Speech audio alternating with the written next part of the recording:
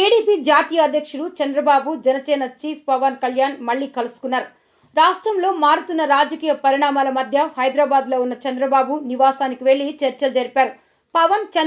పవన్ కళ్యాణ్ మధ్య జరిగిన ఈ చర్చల్లో రానున్న ఎన్నికల్లో పొత్తులు, ఎన్నికల ఉమ్మడి కార్యాచరణ ప్రణాళిక, పవన్ వారాహి యాత్ర, లోకేష్ పాదయాత్ర తదితర అంశాలకు చర్చకు వచ్చినట్లు సమాచారం.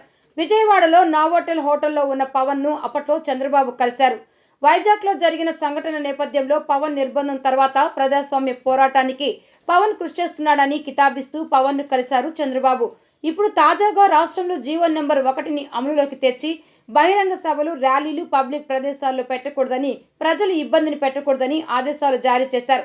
చంద్రబాబు కందుకూరి సభ, గుంటూరులో సంక్రాంతి కానుక సభలో 11 మంది చనిపోవడంతో రాష్ట్ర ప్రభుత్వం ఈ విషయాన్ని సీరియస్ గా తీసుకుని అనుమతి లేని పబ్లిక్ ప్రదేశాల్లో సభలను నిషేధించింది.